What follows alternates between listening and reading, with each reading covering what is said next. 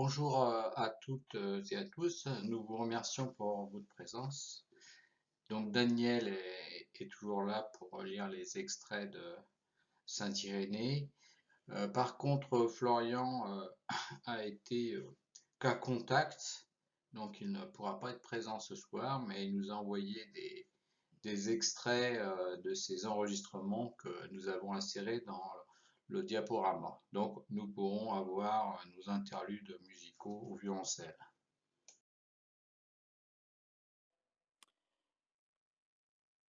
Alors, je vous propose que nous découvrions ensemble le programme de cette deuxième partie. Donc, dans un premier temps, je ferai un petit résumé quand même assez rapide de ce que nous avons vu la dernière fois, à la fois pour aussi les personnes qui n'ont pas pu participer à cette première rencontre, qu'ils aient une petite idée de ce qu'on s'est dit. Et ensuite, nous poursuivrons sur le chapitre Saint-Irénée, théologien de l'unité, avec, comme je vous l'avais annoncé, un focus sur qu'est-ce que l'homme pour Saint-Irénée. Ensuite, nous aborderons des thèmes ciblés, comme celui de l'incorruptibilité, de la résurrection de la chair et de la récapitulation dans le Christ, chez Saint-Irénée toujours. Nous aborderons ensuite assez rapidement le thème de l'Église et clôturerons sur Irénée aujourd'hui avec un témoignage de Daniel et puis une petite bibliographie que j'ai surtout utilisée finalement pour préparer ces deux conférences. Alors, un petit résumé de notre première rencontre. Donc, je vous avais dit la dernière fois que mon premier contact avec Saint-Irénée, ça a été dans les années 2000, dans la crypte de Saint-Irénée, où j'avais découvert la phrase que vous découvrez à l'écran. Poussé par son immense amour pour nous, le Verbe de Dieu, Jésus-Christ notre Seigneur, s'est fait ce que nous sommes afin que nous devenions ce qu'il est. Et c'est à partir de ce moment-là que j'ai commencé à m'intéresser à Saint-Irénée. Donc Saint-Irénée, comme on l'a dit la dernière fois, est un Asiate. Il est né à Smyrne. Aujourd'hui, ça porte le nom d'Izmir, dans les années 115 et 140 après Jésus-Christ. Donc il est disciple de Saint Polycarpe, et Saint Polycarpe est disciple de Saint Jean. Donc Irénée atteste dans son texte de la présence de Saint Jean à Éphèse, qui se situe comme Smyrne dans la région de l'Anatolie, qui avait été évangélisée par Saint Jean. Donc cette proximité avec les disciples ayant connu le Seigneur, en particulier donc Polycarpe via Saint Jean, fait de Saint Irénée un des premiers pères de l'Église, et on appelle un père apostolique, puisqu'il a été en lien très proche avec les apôtres. Irénée arrive en Gaule, on ne sait pas trop pourquoi, comment, il n'y a pas vraiment d'historique là-dessus. Et en tout cas, il échappe aux persécutions des chrétiens en 177. Et on ne sait pas, est-ce qu'il était à Rome, est-ce qu'il s'était caché, et voilà. En tout cas, il a réussi à échapper aux persécutions. Uniquement 2 ouvrages d'Irénée sont arrivés jusqu'à nous. Donc l'Adversus a Hérésis, contre les hérésies, avec un sous-titre Dénonciation et réfutation de la gnose aux non-menteurs. Et ce corpus est composé de 5 livres. Un livre où Irénée présente de manière très précise différents mouvements gnostiques qui se développent au sein d'un christianisme en expansion. Le second livre réfute, on pourrait dire par des thèses générales au travers de la raison, ses thèses gnostiques. Et ensuite, il écrira 3 livres pour réfuter ces thèses en s'appuyant sur les Écritures.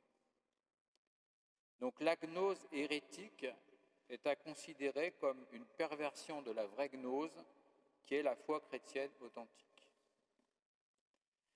Puis il écrit, il y a un second ouvrage qui est arrivé jusqu'à nous, la démonstration de la prédication apostolique, qui est en quelque sorte un catéchisme pour adultes. Donc ensuite, nous avons présenté un peu longuement la doctrine de Ptolémée, disciple de Valentin, donc je ne vais pas revenir là-dessus. Ceux qui étaient là, vous vous rappelez, c'est un plérum divin avec 31 et la sagesse d'en haut, qui en fait a une passion en dehors de son éon compagnon, et de tout ça naît le monde et le mal aussi. Nous avons ensuite abordé le chapitre sur saint Irénée, théologien de l'unité, et nous avions vu déjà une recherche de l'unité dans sa propre action en intervenant sur la querelle de la date de Pâques, puisque l'évêque de Rome voulait imposer une même date de Pâques à tous les chrétiens du monde. Donc certains la fêtaient le 14e jour de Nisan et d'autres la fêtaient le dimanche après. Et Irénée intervient et le schisme est évité entre l'Orient et l'Occident. Le schisme, il y en aura quand même un, mais en 1054. Nous avons parlé de l'unité de la foi qui prend racine dans la tradition apostolique et dans les Écritures. Et pour Irénée, c'est dans ce sens-là qu'il le voit. Nous avons ensuite présenté l'unicité de Dieu et l'unicité du Christ, vrai Dieu, vrai homme. Voilà, un bref résumé de ce que nous avions vu la dernière fois.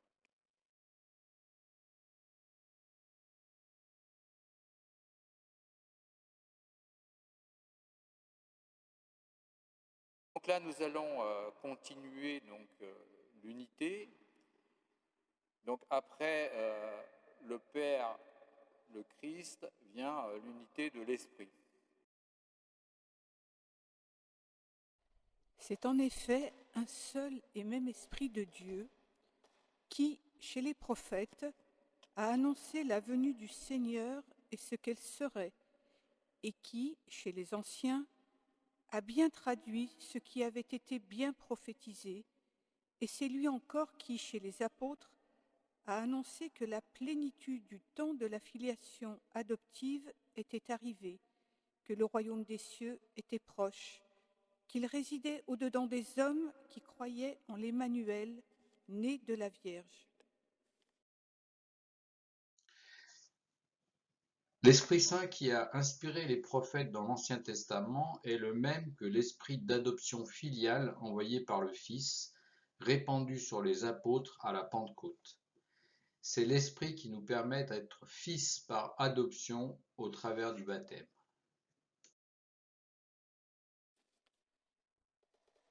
Par lui-même, en effet, l'homme ne pourra jamais voir Dieu. Mais Dieu, s'il le veut, sera vu des hommes, de ce qu'il veut, quand il veut et comme il veut. Car Dieu peut tout. Vu autrefois par l'entremise de l'Esprit, selon le mode prophétique, puis vu par l'entreprise du Fils, selon l'adoption, il sera vu encore dans le royaume des cieux, selon la paternité, l'Esprit préparant d'avance l'homme pour le Fils de Dieu, le Fils le conduisant au Père, et le Père lui donnant l'incorruptibilité et la vie éternelle qui résulte de la vue de Dieu pour ceux qui le voient. Donc c'est en quelque sorte un résumé de l'économie de Dieu, du projet de Dieu, vue par saint Irénée et également sa finalité de l'homme, nous retrouvons l'aspect dynamique de l'histoire du salut, d'une progression très caractéristique dans la théologie d'Irénée. Nous découvrons un chemin qui mène au Père par le Fils dans l'Esprit.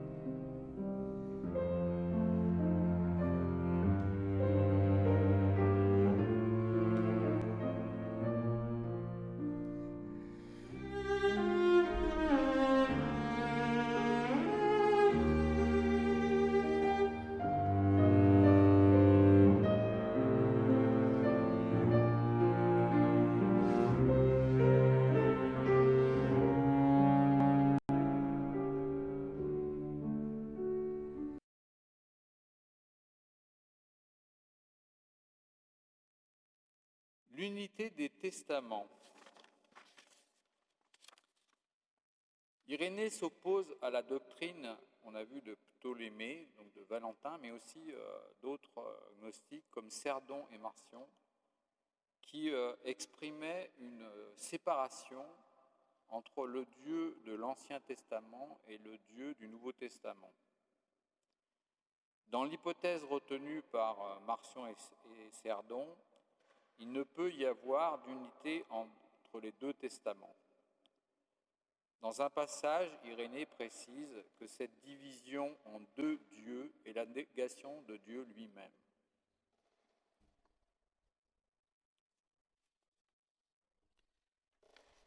Comment donc les Écritures lui eussent-elles rendu témoignage si elles ne provenaient pas d'un seul et même Père, en instruisant par avance les hommes de la venue de son Fils et en leur annonçant par avance le salut qui vient de lui.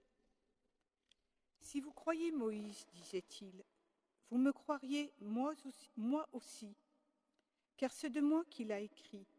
De fait, partout dans les Écritures de Moïse est semé le Fils de Dieu. Tantôt il s'entretient avec Abraham, tantôt il donne à Noé les dimensions de l'arche, tantôt il cherche Adam, tantôt il fait venir le jugement sur les habitants de Sodome, ou encore il apparaît, guide Jacob sur les chemins et du sein du buisson parle à Moïse. Innombrables sont les textes où Moïse montre le Fils de Dieu.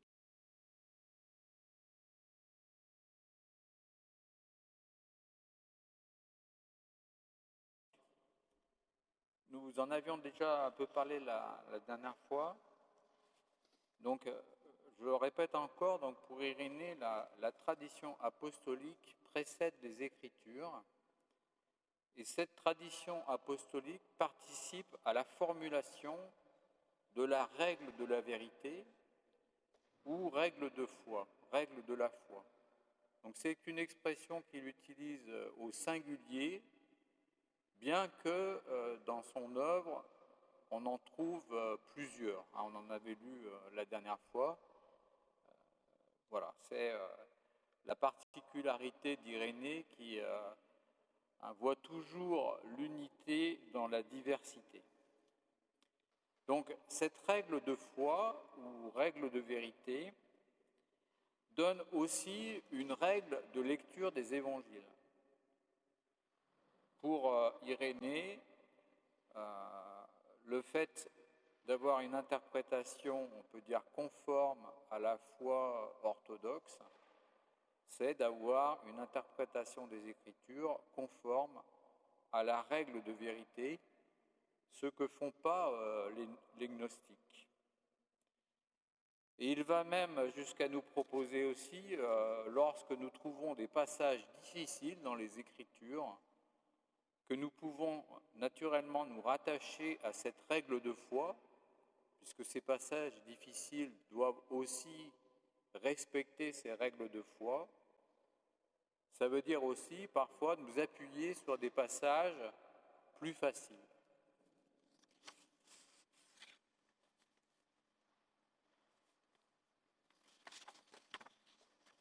Le Seigneur de toutes choses a en effet donné à ses apôtres le pouvoir d'annoncer l'Évangile. Et c'est par eux que nous avons connu la vérité, c'est-à-dire l'enseignement du Fils de Dieu. C'est aussi à eux que le Seigneur a dit « Qui vous écoute, m'écoute, et qui vous méprise, me méprise, et méprise celui qui m'a envoyé. » Car ce n'est pas par d'autres que nous avons connu l'économie de notre salut, mais bien par ceux par qui l'Évangile nous est parvenu. Cet Évangile, ils l'ont d'abord prêché. Ensuite, par la volonté de Dieu, ils nous l'ont transmis dans des Écritures pour qu'il soit le fondement et la colonne de notre foi.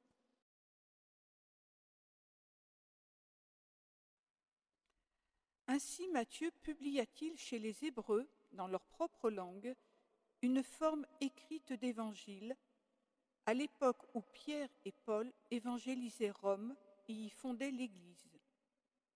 Après la mort de ces derniers, Marc, le disciple et l'interprète de Pierre, nous transmit lui aussi par écrit ce que prêchait Pierre.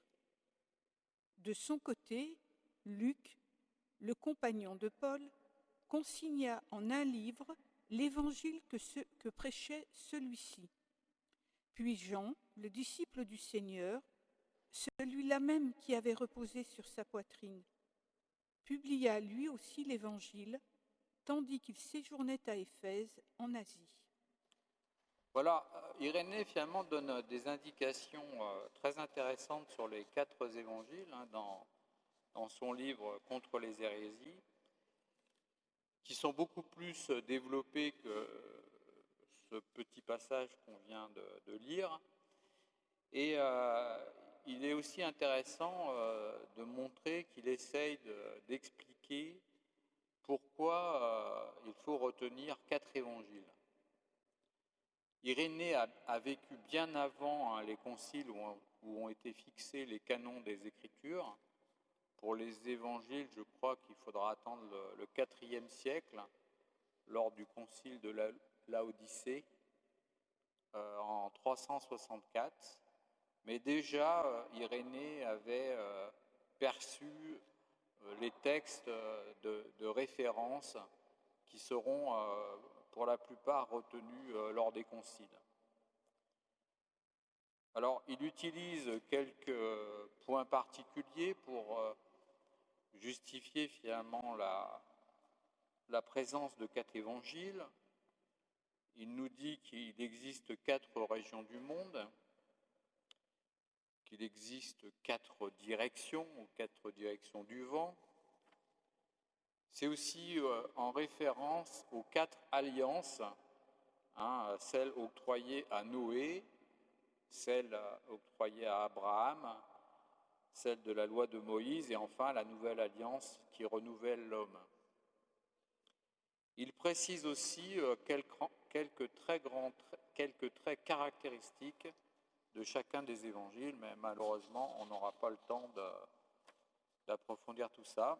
Mais si vous avez l'occasion d'aller dans le texte, c'est très intéressant.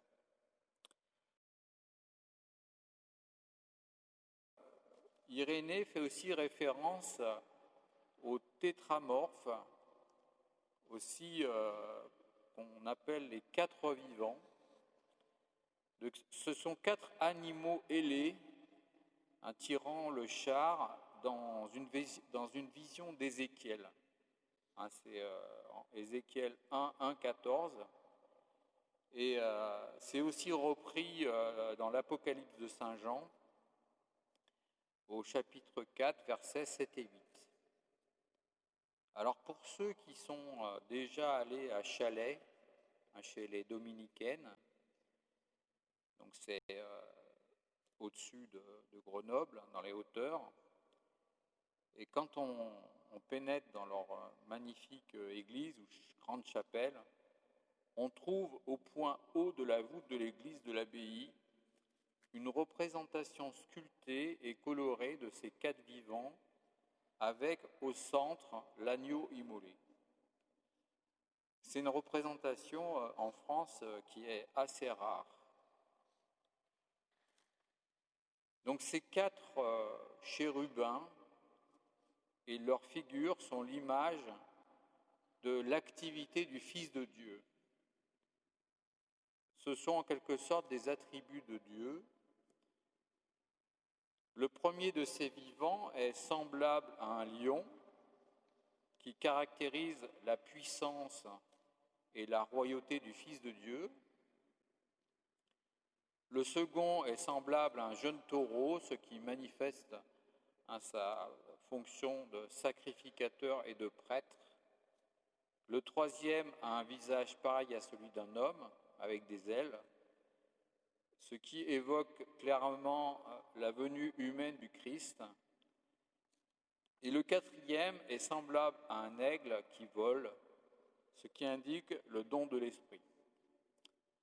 Alors cette représentation dans l'Église a disparu au XIIIe siècle. Au XIIIe siècle, il s'est passé beaucoup de choses dans l'Église, mais il reste quand même des descendants de ces quatre vivants, notamment au travers de la liturgie du baptême, lorsque nous disons, au travers du baptême, que nous devenons prêtres, prophètes et rois.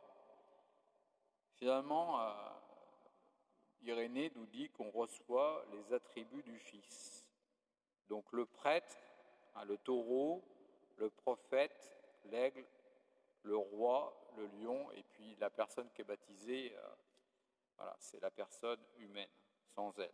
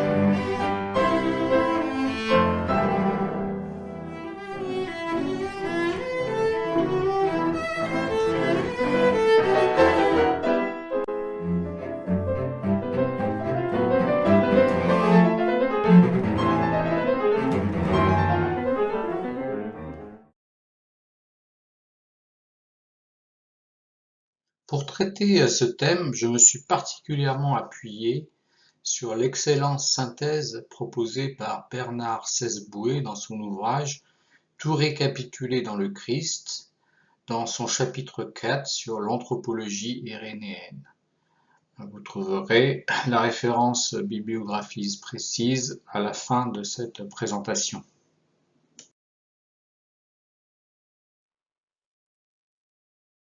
Donc l'unité de l'homme chez saint Irénée. Donc j'ai retenu de traiter assez largement de ce sujet car il est particulièrement moderne chez Irénée et reste un thème tout à fait contemporain. Nous pouvons utiliser un terme un peu savant, qui est l'anthropologie. Au fond, c'est se poser la question, c'est quoi l'homme ?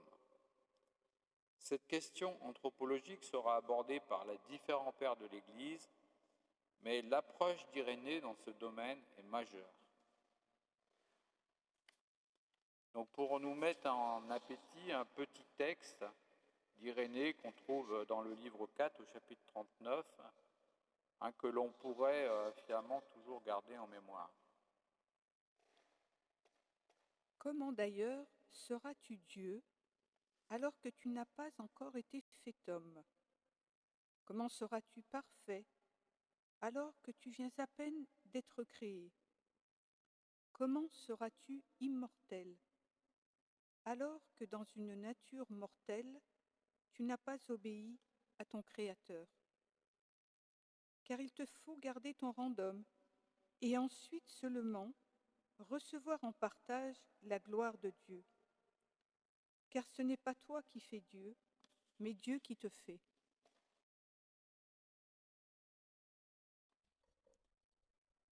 Donc Irénée aborde à plusieurs reprises la finalité de l'homme.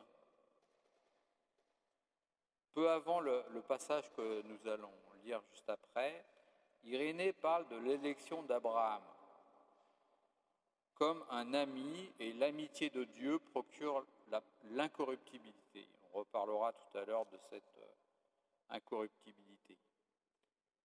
Donc l'élection que fait Dieu dans l'Ancien Testament d'une personne particulière n'a pas pour but de rester fermé dans une relation à deux, Dieu et l'élu.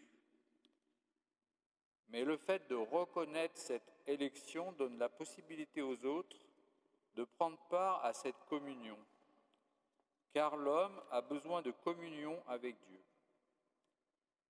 Irénée utilise également dans ses chapitres le terme d'accoutumance, et l'élection est aussi un moyen d'accoutumance entre l'homme et Dieu et entre Dieu et l'homme. Au commencement non plus, ce ne fut pas parce qu'il avait besoin de l'homme que Dieu modela Adam, mais pour avoir quelqu'un en qui déposer ses bienfaits. Car non seulement avant Adam, mais avant toute création, le Verbe glorifiait le Père, comme il le dit lui-même. « Père, glorifie-moi de la gloire que j'avais auprès de toi avant que le monde fût fait. » À ceux qui le servent et qui le suivent, Dieu procure la vie, l'incorruptibilité et la gloire éternelle.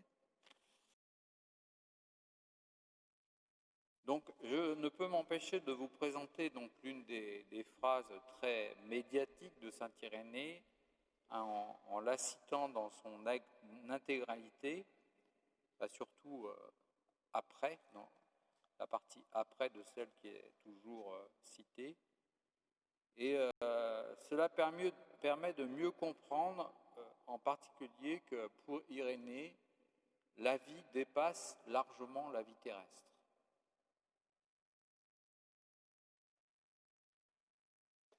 Car la gloire de Dieu, c'est l'homme vivant, et la vie de l'homme, c'est la vision de Dieu. Si déjà la révélation de Dieu par la création procure la vie à tous les êtres qui vivent sur la terre, combien plus la manifestation du Père par le Verbe procure-t-elle la vie à ceux qui voient Dieu ?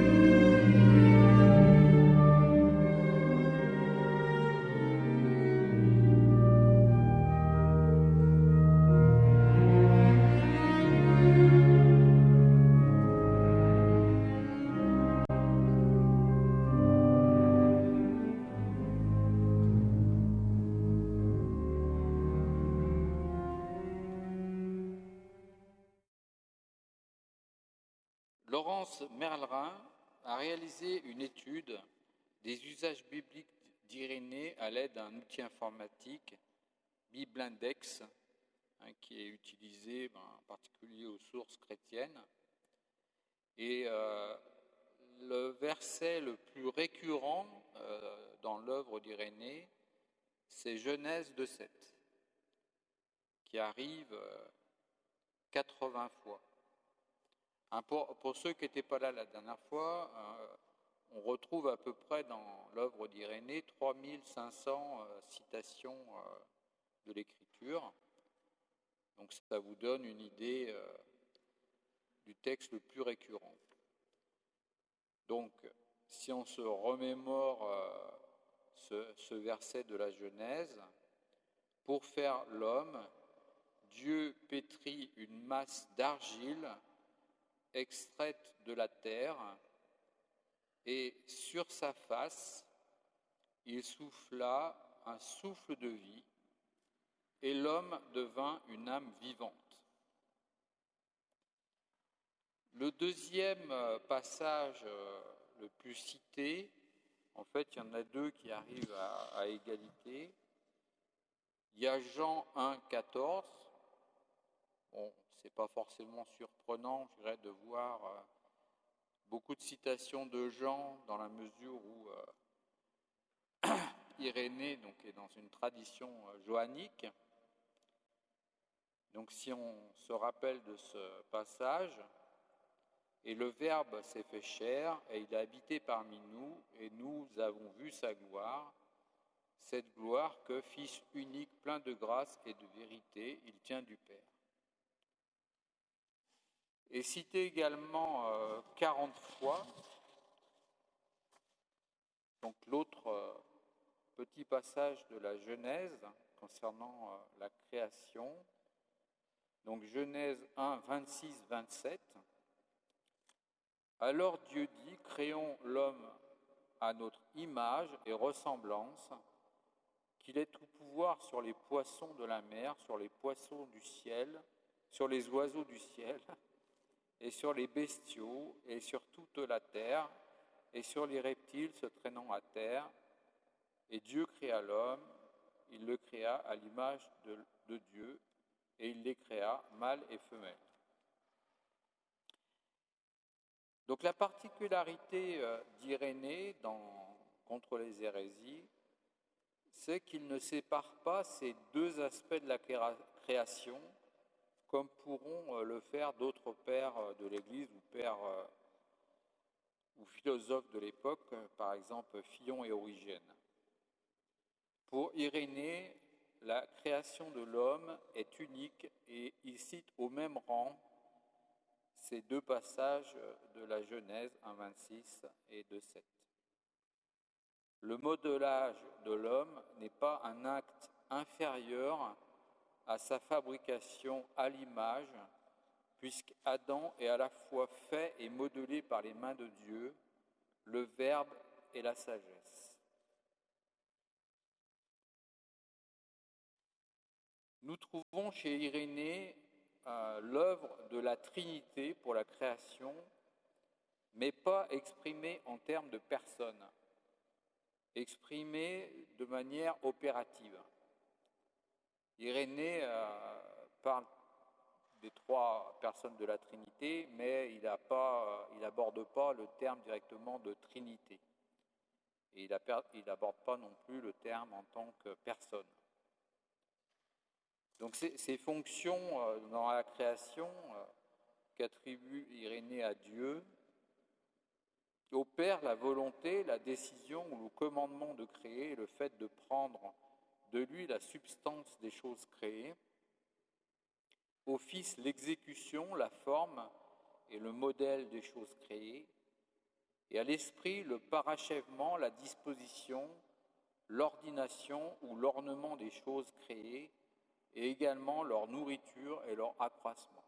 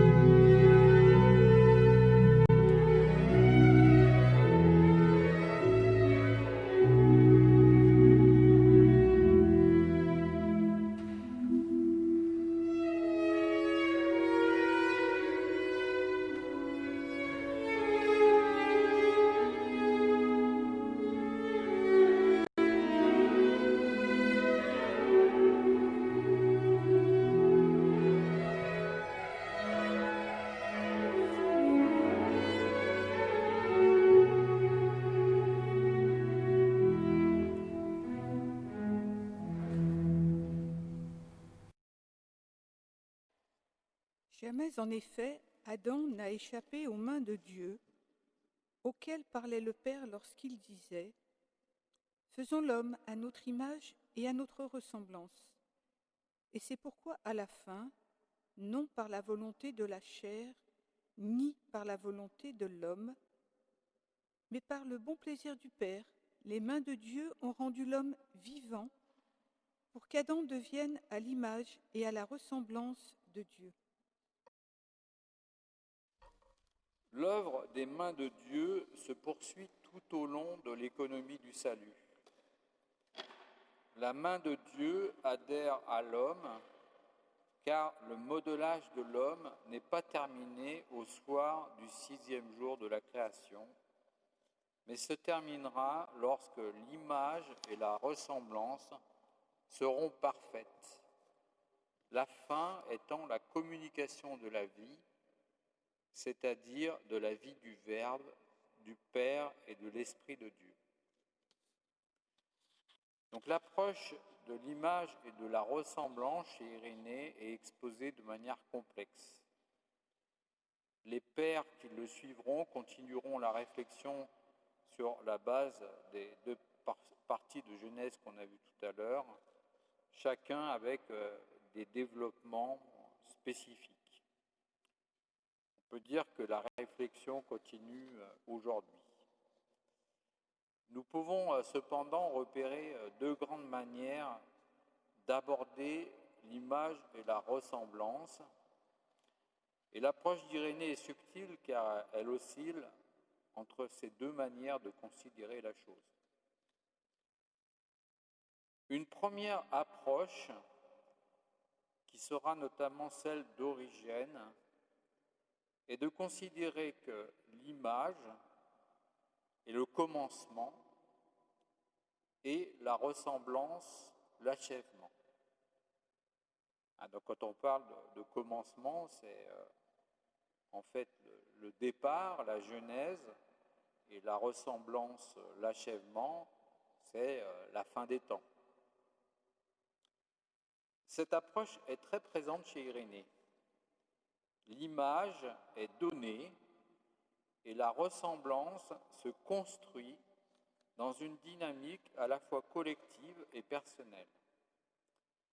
Mais il y a cependant une très grande différence entre Irénée et Origène. Irénée envisage la création comme ex nihilo, c'est-à-dire une création de Dieu à partir de rien, et fait une distinction entre l'incréé, Dieu, et le créé, l'homme.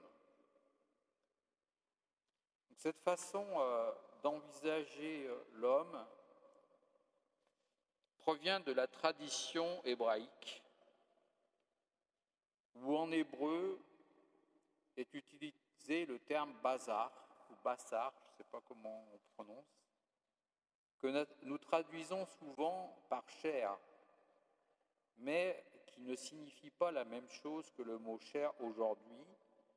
Aujourd'hui, quand on utilise le mot chair, on pense aux parties charnues d'un être vivant, tout ce qui n'est pas les os.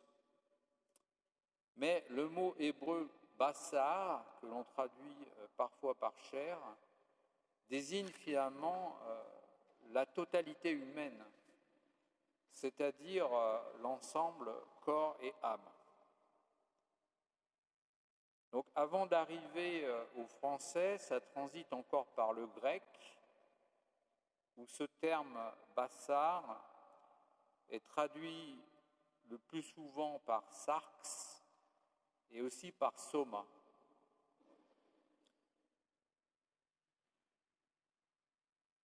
Mais l'homme est capable d'entrer avec Dieu, ou du moins en relation avec Dieu, et c'est à ce niveau que l'hébreu utilise le terme roua, en grec pneuma, en latin spiritus, en français esprit. Donc si nous avançons d'un pas la question que pose la lecture d'Irénée, est de savoir si cet esprit fait partie intégralement de l'homme. Autrement dit, est-ce que l'homme dispose d'un pneuma humain? En ce sens, la réponse d'Irénée est originale. Sans le corps, il n'y a pas d'homme spirituel, mais comme nous allons le voir, cela n'est pas suffisant. Donc, nous étions dans une approche de considérer que l'image est le commencement et la ressemblance, l'achèvement. Donc, nous avons vu que Irénée utilise très souvent cette approche-là, mais dans un cadre anthropologique biblique, où la césure est faite entre le créé et l'incréé. Origène considère également l'image et le commencement et la ressemblance, l'achèvement, mais il se base dans une autre vision anthropologique, dualiste, héritée de la culture grecque, où est séparé non pas le créé et l'incréé, mais la séparation se fait entre l'âme et le corps. De plus, Origène considère que l'âme préexiste avant la naissance. Donc cela conduit à une théologie tout autre que celle d'Irénée. Cette approche dualiste a été reprise dans les philosophies occidentales, notamment par Descartes. Mettre une césure entre l'âme et le corps n'est pas du tout la même chose que mettre une césure entre le créé et l'incréé. Donc ces deux visions anthropologiques ont des grandes conséquences sur comment envisager l'homme au sein de la création et de sa responsabilité par rapport à la création. Une autre approche est de considérer que l'image et la ressemblance sont perdues et croissent de pair. Ce sont notamment l'approche de Grégoire de Nice et de saint Augustin. Nous trouvons aussi cette vision dans certains passages d'Irénée.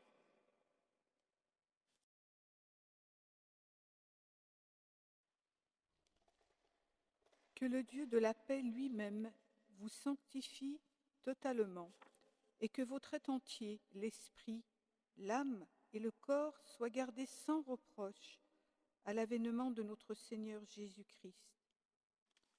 Vivante en effet la parole de Dieu, efficace et plus incisive qu'aucun glaive à deux tranchants. Elle pénètre jusqu'au point de division de l'âme et de l'esprit. Donc, lorsqu'Irénée aborde de manière plus précise l'anthropologie, selon l'esquisse donnée par saint Paul, il se passe plutôt dans une distinction entre l'image et la ressemblance. Donc, le texte qu'on vient de lire a donné beaucoup de difficultés aux commentateurs. Et dans la Bible de Jérusalem, on peut trouver une note intéressante. On voit apparaître ici l'esprit qui peut soit être le principe divin de la nouvelle vie, soit plutôt la partie la plus haute de l'homme, ouverte elle-même à l'influence de l'esprit. Dans ce cas, il s'agit là d'un pneuma humain qui n'est pas du même ordre que l'âme et le corps. L'esprit semble être plutôt la capacité qu'il a à s'ouvrir à l'Esprit de Dieu pour être vivifié par lui.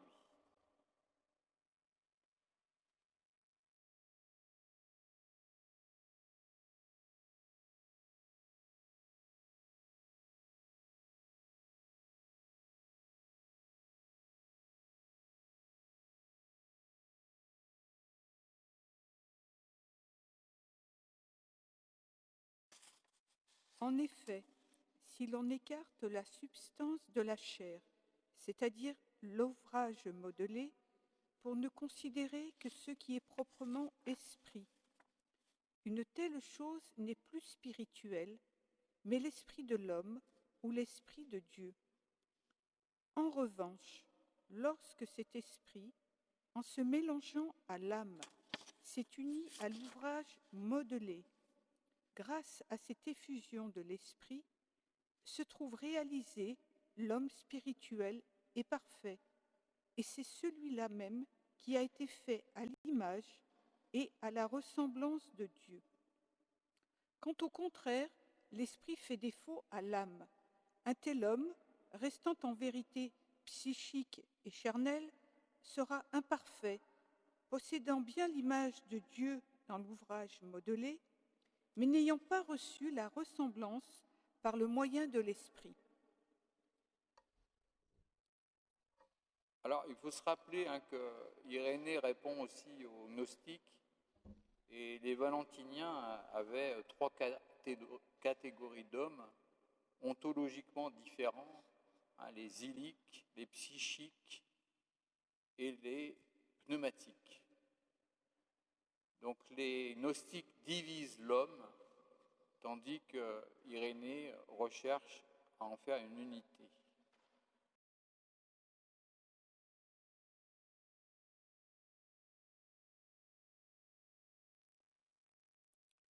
Car la chair modelée à elle seule n'est pas l'homme parfait. Elle n'est que le corps de l'homme, donc une partie de l'homme.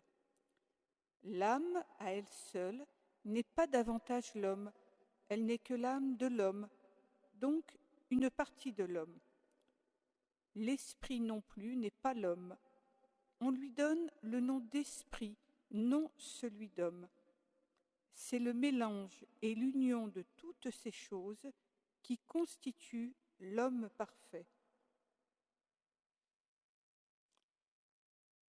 Donc l'homme intégral, c'est l'homme achevé, l'homme parfait.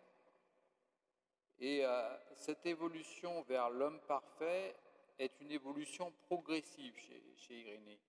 Et on retrouve cette notion d'image au commencement et ressemblance à la fin. Et donc l'homme parfait, qui a l'image et à la ressemblance de Dieu, évolue progressivement vers cet état.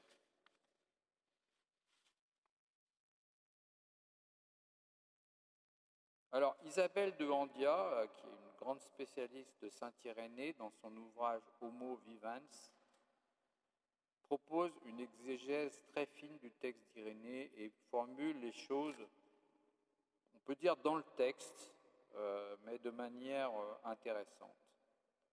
Et finalement, nous pouvons peut-être retenir cela comme synthèse. Tout se joue comme participation ou non de l'esprit. L'homme psychique ou charnel est composé d'une âme et d'un corps sans participation à l'esprit de Dieu. Il est à l'image de Dieu. L'homme spirituel et parfait est composé d'un corps et d'une âme qui participe à l'esprit. C'est pourquoi il est à l'image et à la ressemblance de Dieu. Donc nous aborderons de manière plus précise comment prend forme la participation à l'Esprit de Dieu, notamment au travers de l'incorruptibilité et de la résurrection de la chair. Comment, en effet, l'homme aurait-il su que lui-même était faible et mortel par nature, tandis que Dieu était immortel et puissant s'il n'avait reçu l'expérience de l'un et de l'autre. Car apprendre sa faiblesse en la supportant n'était nullement un mal pour l'homme, c'était même plutôt un bien pour lui que de ne pas se méprendre sur sa nature. Texte qui peut nous surprendre. Irénée oppose encore la nature mortelle de l'homme, créé, à la nature immortelle de Dieu incréée. Et ce qu'il faut remarquer, c'est que cette nature mortelle, bien loin d'être mortelle à cause du péché pour Irénée, a été révélée par le péché comme étant mortelle. Avant le péché, pour Irénée, l'homme était de nature mortelle, mais il ne le savait pas, parce qu'il était immortel par la grâce de Dieu. Le péché est cette méprise sur sa nature. L'homme s'est cru immortel par lui-même et non par la grâce de Dieu. En rapportant à lui-même ce qui revenait à Dieu, il s'en est fait une propre gloire, perdant à la fois la vérité sur lui-même et l'amour envers son Créateur. Donc la mort n'est pas seulement la conséquence de la désobéissance, mais précisément l'expérience ou la connaissance de la nature de l'homme sans Dieu, c'est-à-dire de l'homme hors de cette relation d'obéissance de la créature au Créateur. Cette expérience de sa faiblesse est pour Irénée nullement un mal pour l'homme, mais plutôt un bien, car ainsi il connaît à la fois Dieu et lui-même. Cette connaissance vraie de Dieu et de l'homme accroît tout à la fois son amour pour Dieu et sa gloire. Finalement, même la faiblesse et la mort de l'homme peuvent être pour l'homme, selon Irénée, l'occasion d'un plus grand amour et d'une plus grande gloire. Donc, c'est vrai que c'est un texte qui peut surprendre, mais en tout cas, Irénée est très très optimiste. Alors là encore un texte magnifique de saint Irénée, laissant place à son optimisme et aussi sa très grande confiance au projet de Dieu. Ici, l'on objectera peut-être. Et quoi, Dieu n'eût-il pu faire l'homme parfait dès le commencement ? Or, du fait que les hommes ne sont pas incréés, ils sont inférieurs à ce qui est parfait. Car, du fait qu'ils sont nouvellement venus à l'existence, ils sont des petits-enfants, et du fait qu'ils sont des petits-enfants, ils ne sont ni accoutumés, ni exercés à la conduite parfaite. De même, en effet, qu'une mère peut donner une nourriture parfaite à son nouveau-né, mais que celui-ci est encore incapable de recevoir une nourriture au-dessus de son âge, ainsi Dieu pouvait quant à lui donner dès le commencement la perfection à l'homme. Mais l'homme était incapable de la recevoir, car il n'était qu'un petit enfant.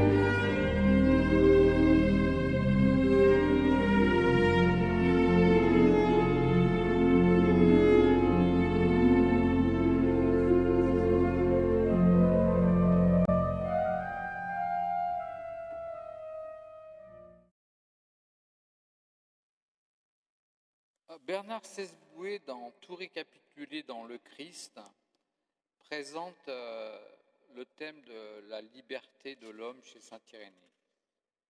Alors là, on a un fait un peu particulier, puisque je vous avais dit qu'en général, les thèmes, les approches thématiques étaient ventilées sur les 5 livres de saint Irénée. Là, on a, à la fin du livre 4, presque un petit traité de liberté de l'homme chez Irénée. On va peut-être lire le texte. Ce n'est donc point l'art de Dieu qui est en défaut, car il peut, à partir de Pierre, susciter des fils à Abraham. Mais celui qui ne se plie pas à cet art, celui-là est cause de son propre inachèvement. La lumière non plus n'est pas en défaut à cause de ceux qui se sont aveuglés eux-mêmes, mais, tandis qu'elle demeure semblable à elle-même, ces aveugles sont, par leur propre faute, plongés dans les ténèbres. La lumière ne subjugue personne de force. Dieu ne violente pas davantage celui qui refuserait de garder son art. Ceux qui se sont séparés de la lumière du Père et ont transgressé la loi de la liberté se sont séparés par leur faute, puisqu'ils avaient été faits libres et maîtres de leurs décisions. La question de la liberté appelle aussi la question du mal. Et dans une autre partie du livre 4, Irénée aborde une partie de cette question. Il nous dit, dans une telle hypothèse, alors la question c'est, Dieu n'aurait-il pas dû faire l'homme libre et capable de désobéissance ?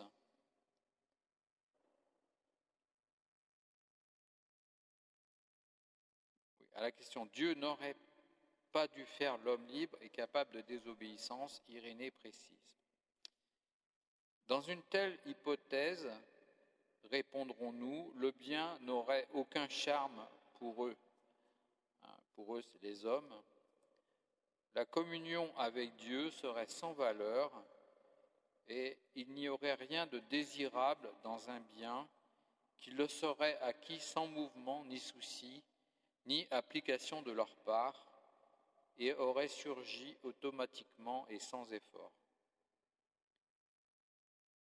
Comme vous avez pu l'entendre dans le texte qu'on vient de lire, la notion de liberté à cette époque, et en particulier donc, par ces pères de l'Église, n'a pas grand-chose à voir avec la définition de la liberté qu'on pourrait avoir aujourd'hui par la plupart des gens.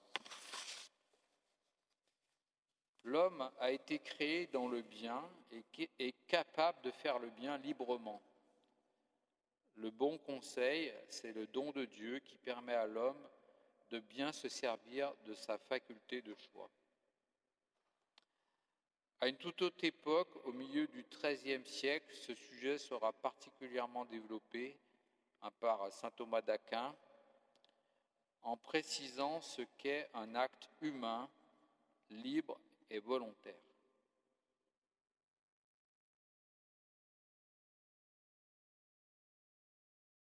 Si donc c'est par son propre sang que le Seigneur nous a rachetés, s'il a donné son âme pour notre âme et sa chair pour notre chair, s'il a répandu l'Esprit du Père afin d'opérer l'union et la communion de Dieu et des hommes, faisant descendre Dieu dans les hommes par l'Esprit et faisant monter l'homme jusqu'à Dieu par son incarnation, et si en toute certitude et vérité, lors de sa venue, il nous a gratifiés de l'incorruptibilité par la communion que nous avons avec lui-même, c'en est fait de tous les enseignements des hérétiques. Donc, l'incorruptibilité, il faut la replacer finalement dans l'anthropologie d'Irénée, cette anthropologie où il sépare le créé, l'incréé, et la chair, ou le bassar, ou sarx en grec. Pour Irénée, c'est un homme complet. Et comme nous l'avons vu tout de suite, une dimension supplémentaire permet à l'homme de progresser vers l'homme parfait. Et cette progression est liée à la participation ou non de l'esprit en l'homme. Le texte qu'on vient de lire est très dense, même s'il est très court, et c'est un texte qui fait le lien entre l'union et la communion de Dieu et des hommes, et cette union et communion à Dieu entre les hommes, Irénée précise que le fruit est l'incorruptibilité. C'est en quelque sorte une évolution qualitative de l'homme qui le conduit à l'incorruptibilité grâce à l'esprit, mais en respectant sa liberté. Cette transformation vers l'incorruptibilité permet l'union à Dieu, qui naturellement, lui, est incorruptible et immortel. Dans ce texte, l'incorruptibilité nous est donnée par la communion avec le Fils. Dans d'autres passages, c'est la vision du Père qui donnera l'incorruptibilité. Et nous sommes toujours dans un processus dynamique qui dépasse la mort. Et finalement, nous trouvons un accompagnement trinitaire pour une transformation vers l'incorruptibilité. Certains théologiens comparent cela à une métamorphose, mais ne restons pas prisonniers de cette comparaison. L'insistance est mise sur le rôle médiateur du Verbe fait chair. La communion de Dieu et des hommes se réalise dans l'incarnation du Verbe et ensuite dans la communion eucharistique à son corps qu'il a livré pour nous et à son sang qu'il a versé pour nous. Et pour Irénée, c'est l'homme dans son intégralité qui est concerné par l'incorruptibilité.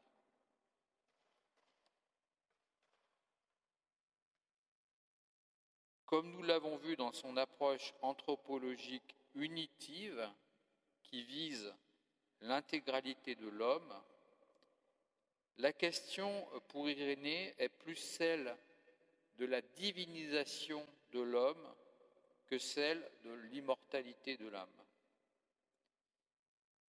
Mais Irénée fait encore un pas de plus et précise que cette communion à Dieu est le fondement de la participation à la filiation adoptive. Cette filiation adoptive ne pouvant se faire sans l'incarnation, car cette filiation adoptive prend toute sa dimension à la Pentecôte. Si l'homme n'avait pas été uni à Dieu, il n'aurait pas pu recevoir en participation l'incorruptibilité. Comment aurions-nous pu, en effet, avoir part à la filiation adoptive à l'égard de Dieu si nous n'avions pas reçu par le Fils la communion avec Dieu? L'homme ne participe pas seulement à l'incorruptibilité et à la filiation adoptive. Il participe aussi à la liberté, à la lumière, à la gloire, à la vue du roi, à la vie, au salut, à la coupe du salut, au don de Dieu, à la puissance, à l'art et à la sagesse de Dieu, à l'esprit au Seigneur. Et en participant à tous les biens qui lui viennent de Dieu, l'homme est participant de Dieu lui-même. Tel est le terme de la divinisation, devenir participant de la nature divine. Contrairement aux gnostiques, l'esprit n'est plus la semence spirituelle possédée par quelques élus, mais c'est la présence de l'Esprit Saint qui permet de montrer comment le mortel est destiné à l'incorruptibilité. Car, de même que dans le Nouveau Testament, la foi des hommes envers Dieu s'est accrue en recevant en supplément le Fils de Dieu, afin que l'homme devînt participant à Dieu.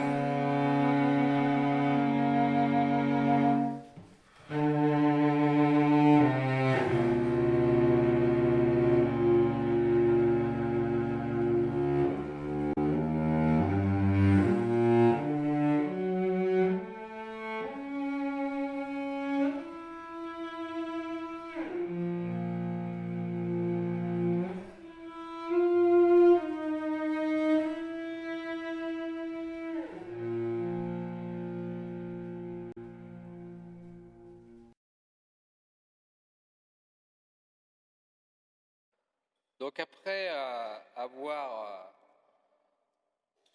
esquissé l'anthropologie d'Irénée, c'est une anthropologie d'un homme unifié, contrairement aux gnostiques qui séparent. On a vu comment dans une dynamique de l'histoire du salut, comment cet homme unifié progresse vers un homme parfait en ayant en fait une dimension corps-âme avec une participation de l'esprit qui permet à cet homme une évolution qualitative vers l'incorruptibilité, et cette incorruptibilité est capable d'affiner l'union à Dieu. Donc quand on a vu ça, finalement la résurrection de la chair, chez saint Irénée, ça va passer tout seul.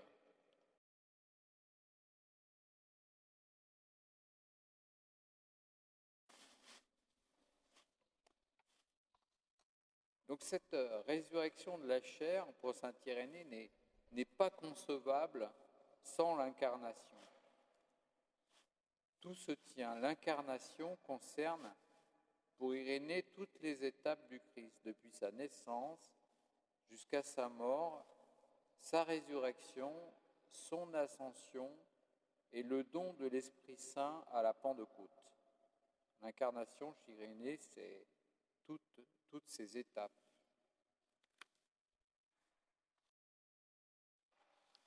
De même donc que le Christ est ressuscité dans la substance de sa chair et a montré à ses disciples les marques de ses clous, ainsi que l'ouverture de son côté, Autant de preuves que c'était bien sa chair qui était ressuscitée d'entre les morts.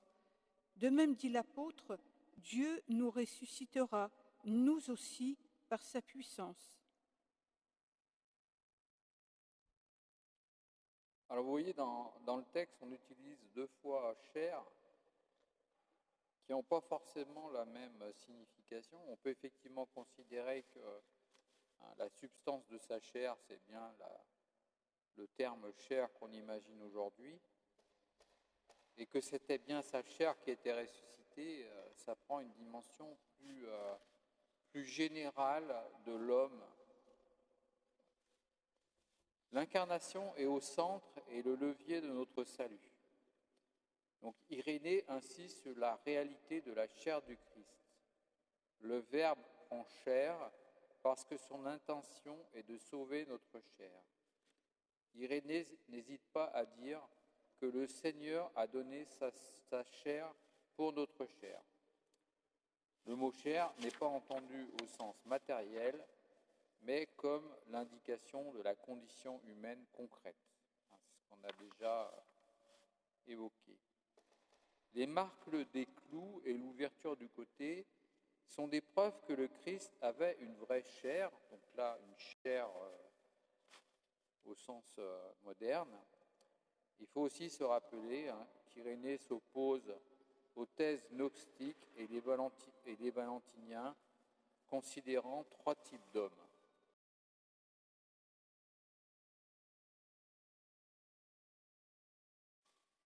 S'il ne vivifiait pas ce qui est mortel, et s'il n'élève pas à l'incorruptibilité ce qui est corruptible, Dieu cesserait d'être puissant.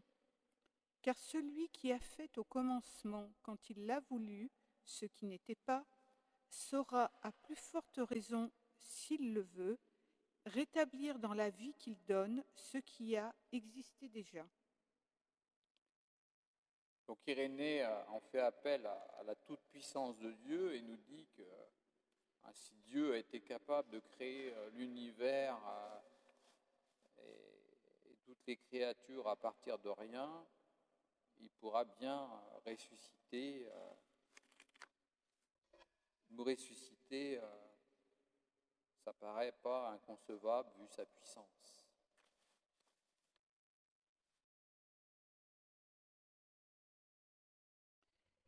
Mais, dit l'apôtre à l'adresse des hommes que nous sommes, ce qui apparaît d'abord, ce n'est pas le spirituel, mais d'abord le psychique, puis le spirituel.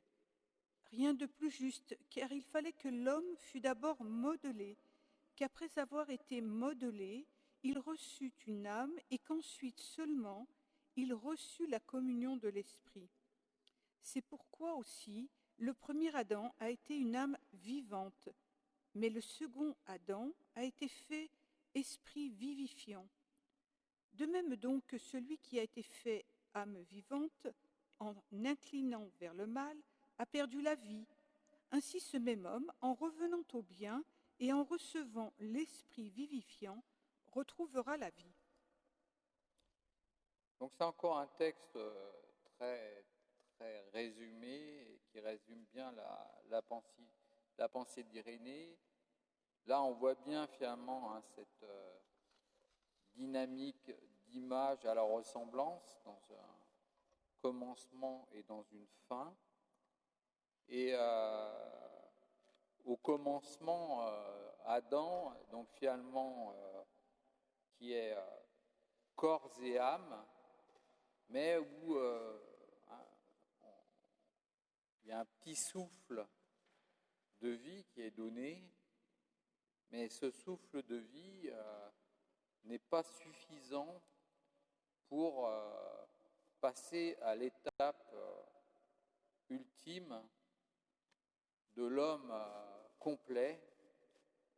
Et donc cet achèvement, il est donné par l'Esprit Saint, et c'est donc cette renaissance, ou cette on va appeler ça une renaissance proposée par l'alliance avec le Christ, qui permet de ne plus être seulement une âme vivante, mais devenir un esprit vivifiant. Et c'est cet esprit vivifiant qui permet de retrouver la vie. Donc quand on a vu tout à l'heure Irénée nous dire la gloire de l'homme, c'est l'homme vivant, c'est aussi dans cette perspective qu'il faut entendre cette phrase, c'est-à-dire la gloire de Dieu, c'est l'homme qui est vivifié par l'Esprit, et donc qui renaît dans le Christ et qui dépasse le stade d'un homme purement psychique qui est Adam. Donc c'est une renaissance, mais dans la continuité de la création. Le souffle de vie reçu à notre naissance n'est pas assez puissant et nous avons besoin de l'esprit pour devenir un homme complet. Ce n'est que dans la désobéissance que l'ouvrage modelé est privé de l'esprit, et sans l'esprit, la chair est morte. L'homme, dans ce cas, reste à l'image de Dieu, mais ne peut accéder à sa ressemblance et atteindre l'incorruptibilité.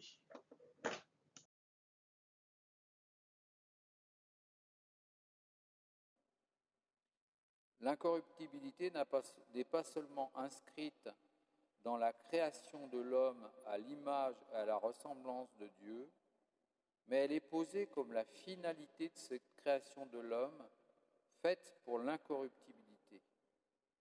Le moyen pour atteindre cette fin, la sainteté de l'homme et sa vie auprès de Dieu, est l'acquisition progressive de la sagesse et donc de l'incorruptibilité. En Sagesse 6, 17, 19, qui est aussi cité chez saint Irénée, son commencement, c'est le désir de s'en instruire. Vouloir s'instruire, c'est l'aimer. L'aimer, c'est garder ses lois, obéir à ses lois. C'est de l'incorruptibilité, et l'incorruptibilité fait être auprès de Dieu.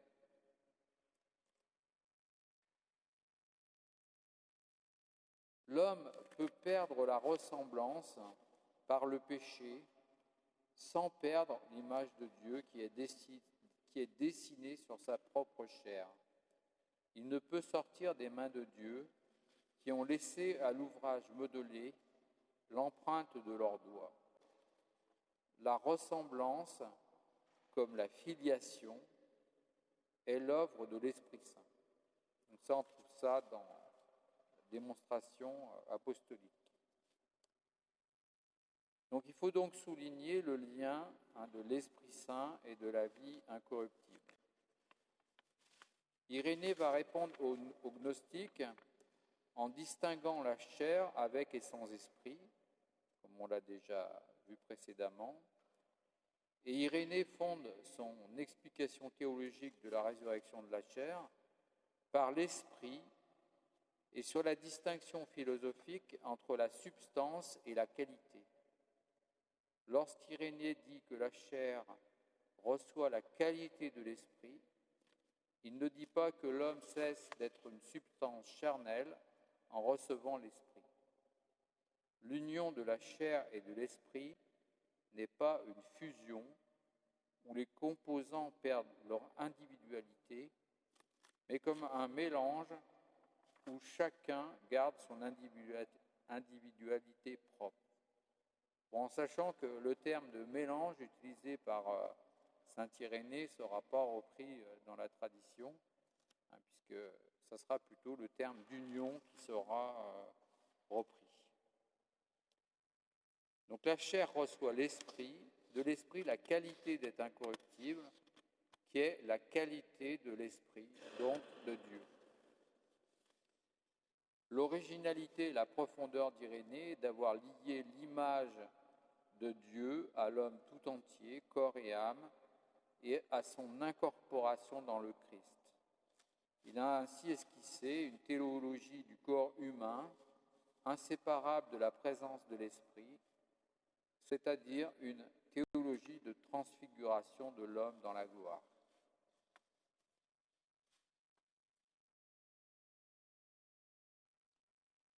Pour nous, notre façon de penser s'accorde avec l'Eucharistie. Et l'Eucharistie, en retour, confirme notre façon de penser, car nous offrons ce qui est sien, proclamant d'une façon harmonieuse la communion et l'union de la chair et de l'esprit. Car de même que le pain vient de la terre, après avoir reçu l'invocation de Dieu, n'est plus un pain ordinaire, mais Eucharistie, constituée de deux choses, l'une terrestre et l'autre céleste.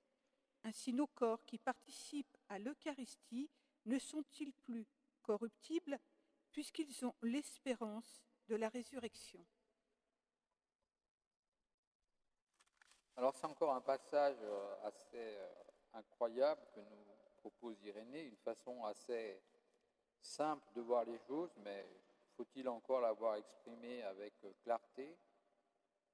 L'objectif d'Irénée est de montrer la participation du corps à la vie incorruptible dans l'Eucharistie et l'espérance de résurrection qu'elle suscite. Le corps du Seigneur, en effet, son corps ressuscité par l'Esprit de celui qui ressuscite les morts, c'est-à-dire l'Esprit du Père. Donc ça, c'est en référence à Romains 8, 11. La transformation de la chair du Christ par l'Esprit à travers la mort et la glorification, cette chair glorifiée nous communique l'incorruptibilité par les sacrements, et notamment le sacrement de l'Eucharistie, et fonde notre espérance dans la résurrection de la chair. Donc la communion participe à cette transformation vers l'incorruptibilité en recevant le corps du Christ incorruptible.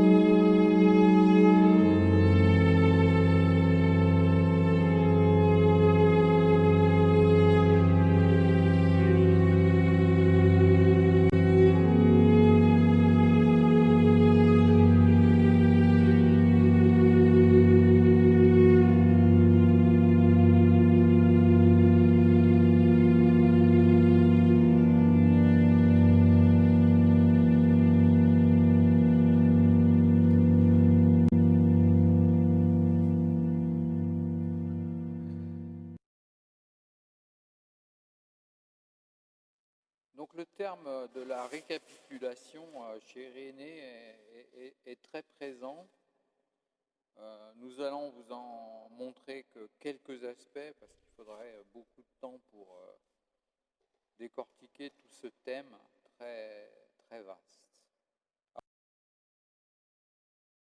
Alors nous allons commencer à lire un texte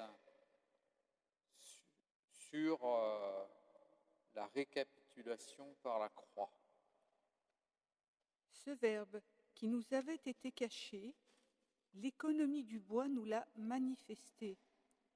Car, puisque nous l'avions perdu par le bois, c'est par le bois qu'il est redevenu visible pour tous, montrant en lui-même la hauteur, la longueur et la largeur, et comme l'a dit un des anciens, rassemblant par l'extension de ses mains les deux peuples vers un seul Dieu. Il y avait en effet deux mains, parce qu'il y avait deux peuples dispersés aux extrémités de la terre. Mais au centre, il n'y avait qu'une seule tête, parce qu'il n'y a qu'un Dieu qui est au-dessus de toutes choses, à travers toutes choses et en nous tous. Donc comme vous l'avez compris, l'arbre de la croix est en correspondance symbolique avec l'arbre du paradis. Ce verbe qui est présenté comme une véritable armature cosmique, une croix cosmique qui soutient par ses deux axes, le vertical et l'horizontal. Le mystère pascal est la manifestation historique de l'acte éternel du Verbe qui soutient toutes choses.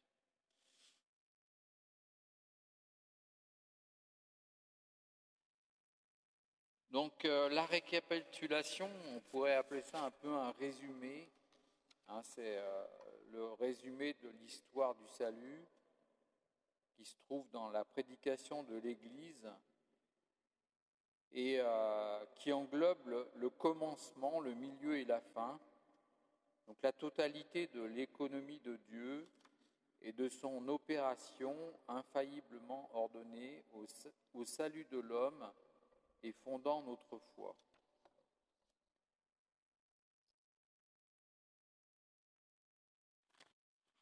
Alors, celui qui récapitule, c'est le Christ, et ce qui est récapitulé, c'est toute l'économie de Dieu, c'est-à-dire tout ce qui est mis en œuvre au salut de l'homme, autrement dit, tout le cosmos, l'univers.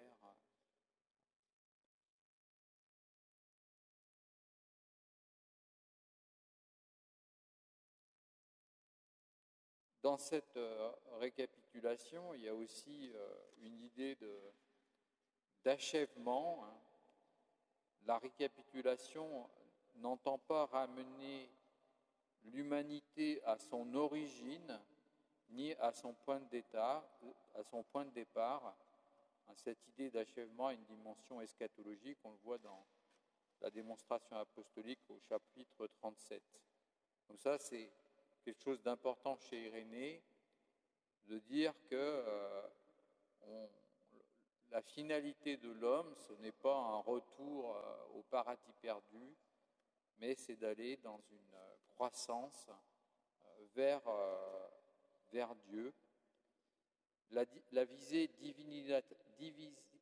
divinisatrice de la récapitulation s'appuie sur une double accoutumance entre Dieu et l'homme et Dieu pour aller vers une communion de vie entre Dieu et l'homme.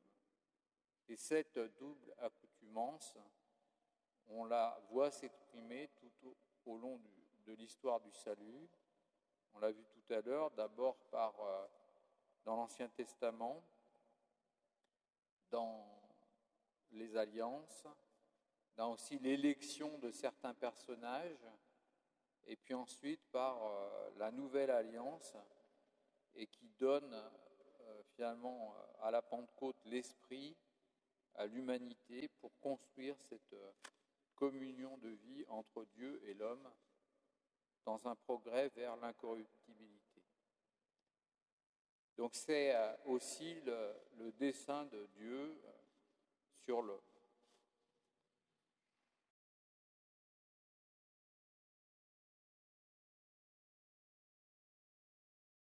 Alors ensuite, il y a aussi un thème qui est très présent chez Irénée. Là aussi, il faudrait passer beaucoup de temps si on voulait l'approfondir. C'est son analogie avec la symphonie. Puisque, en fait, on a vu que Irénée est toujours en recherche de l'unité, mais pas dans l'uniformité. Et en fait, une symphonie, c'est un rendu général de choses qui sont différentes. Il y a différentes voix, différents timbres, différents rythmes, des fois des dissonances. Et c'est la symphonie qui, chez Irénée, représente cette unité dans la diversité.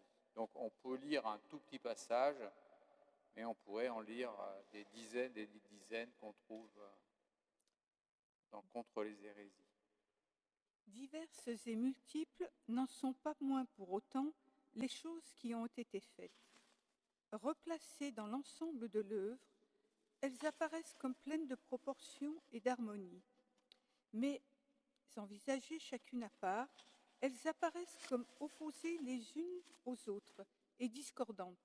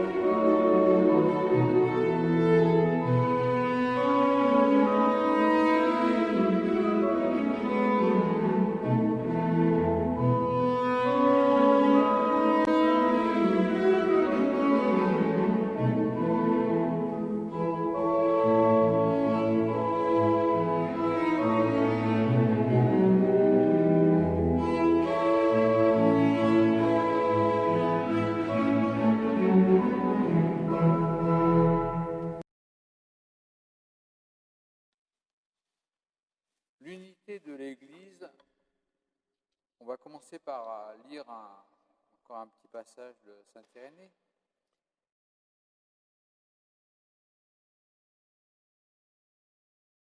C'est à l'Église elle-même, en effet, qui a été confié le don de Dieu, comme l'avait été le souffle à l'ouvrage modelé, afin que tous les membres puissent y avoir part et être par là vivifiés.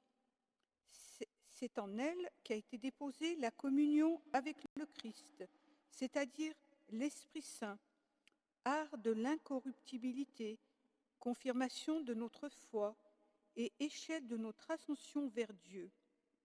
Car dans l'Église est-il dit, Dieu a placé des apôtres, des prophètes, des docteurs, et tout le reste de l'opération de l'esprit.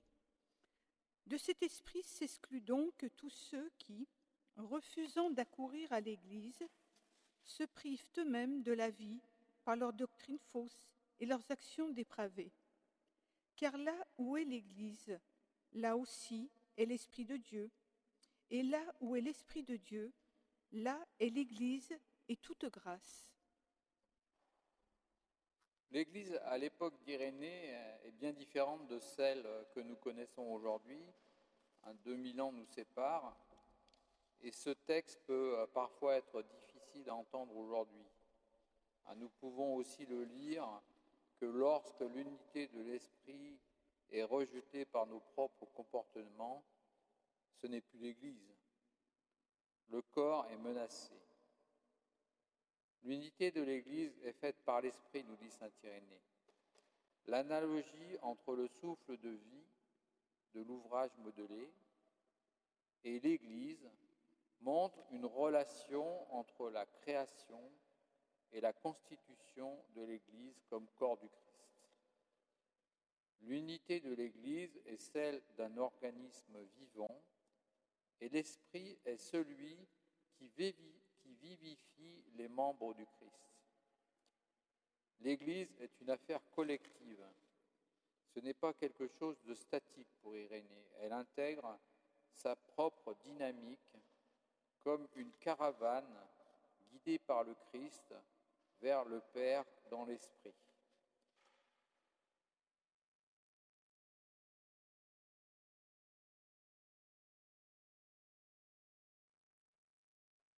Irénée aujourd'hui.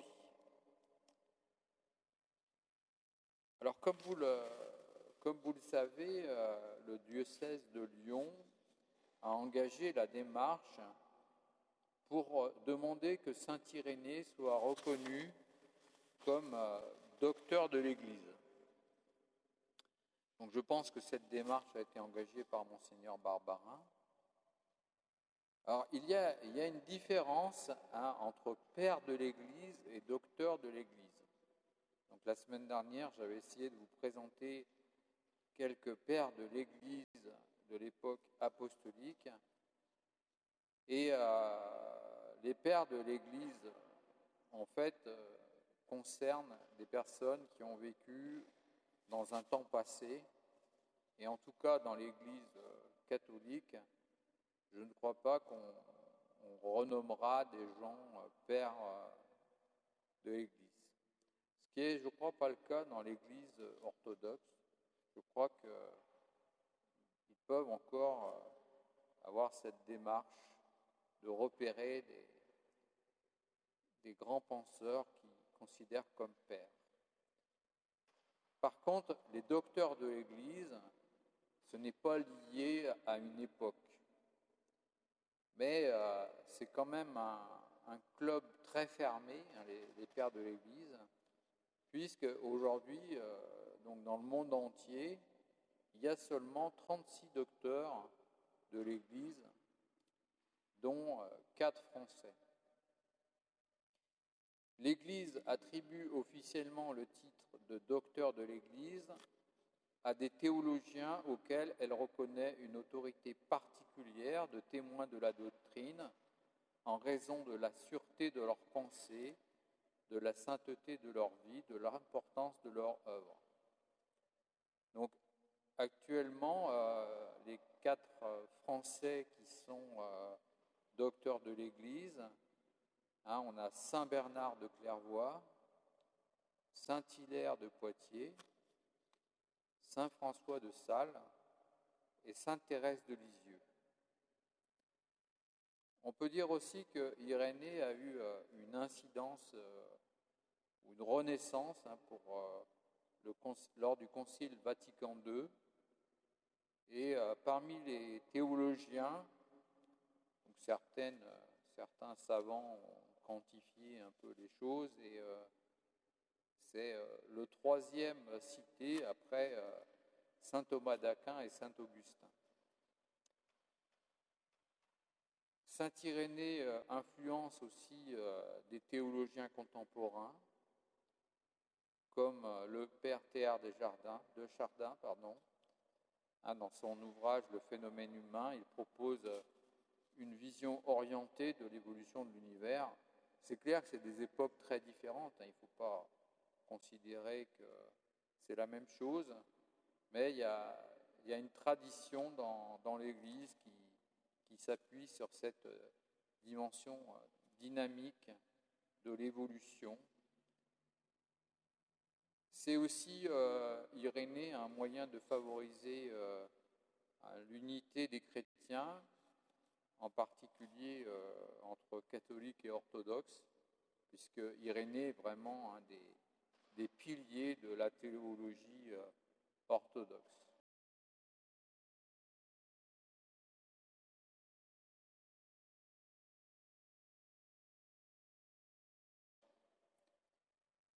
Et pour conclure, avant la petite bibliographie, Danièle voulait faire témoignage de l'importance qu'elle a eue dans son parcours de foi, de la découverte de Saint-Irénée.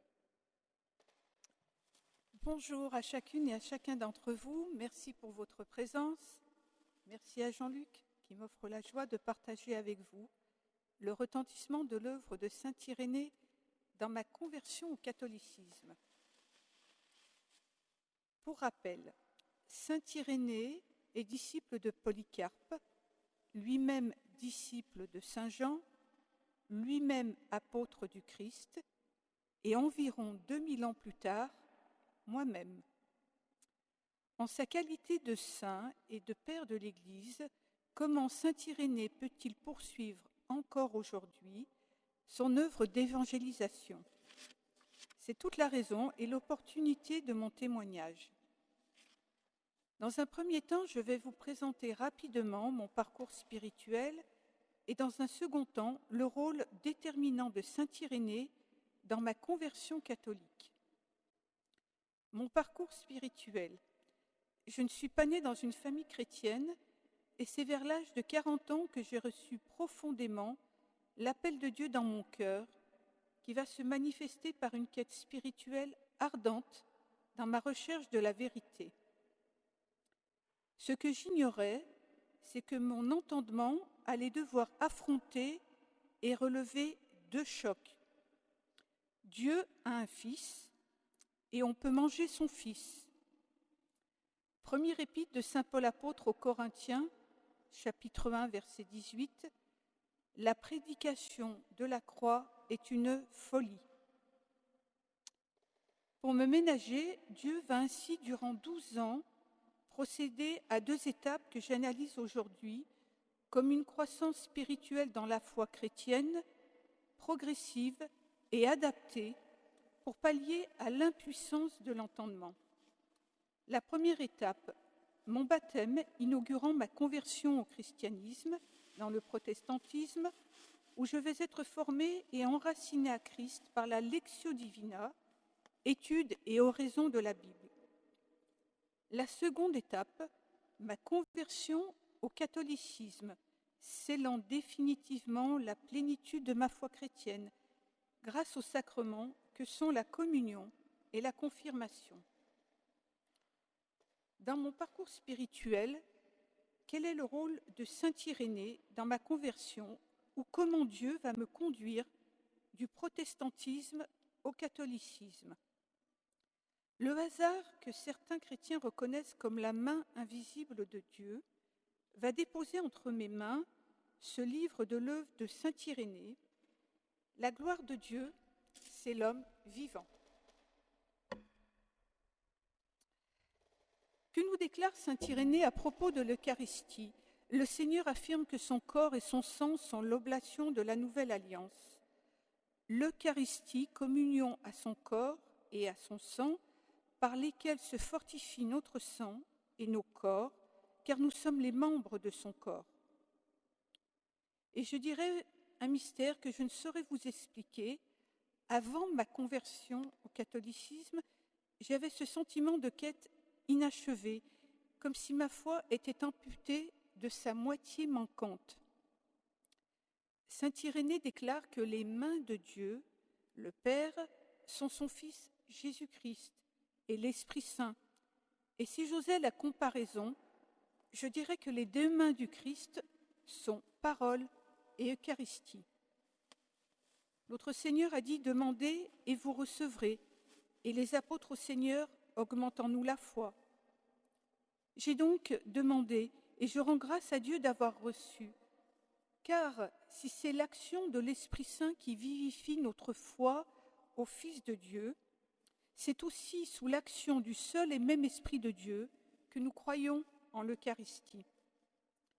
Aujourd'hui, ma quête spirituelle s'est achevée, car je puis saisir avec les deux mains du Christ, que sont sa parole et l'Eucharistie, toute la plénitude de la foi vivante dans ma communion à Dieu. Notre Seigneur Jésus-Christ aux disciples. Évangile de Saint Jean, chapitre 1, versets 18 et 39. Que cherchez-vous ? Ils lui répondirent, Rabbi, où demeures-tu ? Venez et voyez. Ils allèrent et ils virent où il demeurait, et ils restèrent auprès de lui. Je suis venu à l'Église catholique, j'ai vu, et c'est pourquoi j'ai cru. Pour terminer, j'aimerais vous lire une courte citation que j'ai rédigée en hommage à saint Irénée. À travers son œuvre, où il cite 3500 fois les Saintes Écritures, saint Irénée nous lègue une démonstration magistrale de la vérité, déployée et exercée par la puissance de Dieu agissante en lui.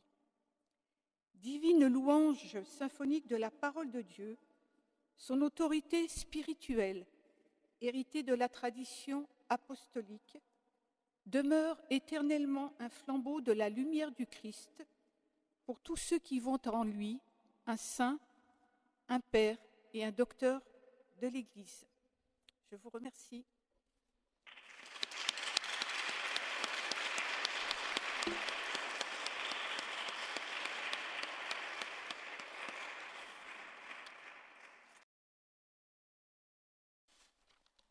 Alors, pour terminer rapidement, une petite bibliographie. Donc, bien sûr, il existe les deux œuvres dont on a parlé, donc Contre les hérésies et Démonstration de la prédication apostolique, qui sont disponibles donc, aux sources chrétiennes. Et il existe aussi pour Contre les hérésies, par le même traducteur, un assemblé des cinq livres sans les langues anciennes. Donc, Irénée, la gloire de Dieu, c'est l'homme vivant. Donc, c'est l'ouvrage qu'a présenté Daniel. Donc, c'est un concentré d'extraits de passages d'Irénée, donc construit par Jean Comby et Donna Singles. Et c'est très bien fait. Les textes sont regroupés de manière thématique et ça permet de découvrir saint Irénée dans le texte. Alors pour ceux qui ont déjà lu un peu saint Irénée, donc il y a un ouvrage de Bernard Sesboué qui s'appelle « Tout récapitulé dans le Christ », qui est un ouvrage récent qui permet d'approfondir la théologie de saint Irénée. Ensuite, un ouvrage qui a fait référence, malheureusement, il est plus disponible en librairie, donc il faut le trouver dans les bibliothèques.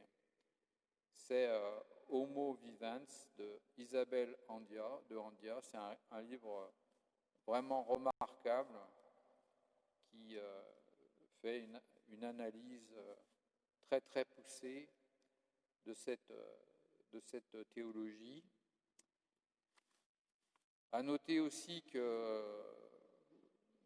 y a souvent aussi des colloques qui sont organisés, puisqu'il y en a un qui était organisé la semaine dernière pendant 3 jours à Lyon, et souvent Cela donne l'objet de publications. Et un des colloques, Saint-Irénée et l'humanité illuminée, coordonné par Élie Erouet, qui est le vice-procurateur de la cause, de la demande que Saint-Irénée devienne un docteur de l'Église, et a noté un très beau passage de sœur Marie-Hélène Robert, qui est donc la provinciale de Notre-Dame-des-Apôtres, qui rejoint notre chapelle, qui a abordé la partie mariale de Saint-Irénée qu'on n'a pas du tout abordée, mais qui est aussi très riche. Pour vous dire, rien qu'en français et en anglais, je l'avais déjà dit la dernière fois, la bibliographie sur Irénée, c'est déjà plus d'un livre. Donc, la bibliographie est considérable. Il y a quelques thèmes qui sont jamais abordés, mais certainement ça passionne pas grand monde. En particulier, un thème dans la présentation des gnostiques qui concerne toute la numérologie, les nombres. Donc on zappe un peu quand on lit, mais ça mériterait certainement aussi un approfondissement.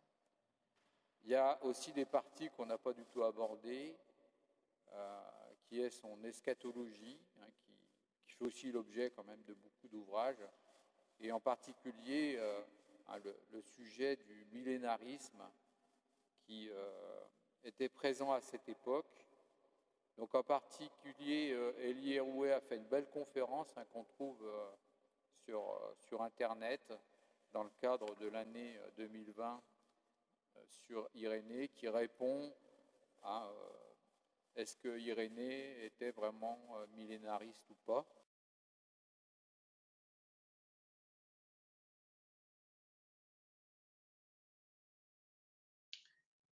Je souhaite également remercier le frère Élie Eroulet pour son cours sur Saint-Irénée que j'ai pu suivre à l'UCLI, et également le cours de patrologie de Bernard Meunier que j'ai suivi en ligne avec une tutrice très encourageante, Marie-Laure Chaïeb, également grande spécialiste d'Irénée. Nous arrivons au terme de ces deux conférences. Un grand merci pour votre présence. Et pour terminer, laissons la place à la musique.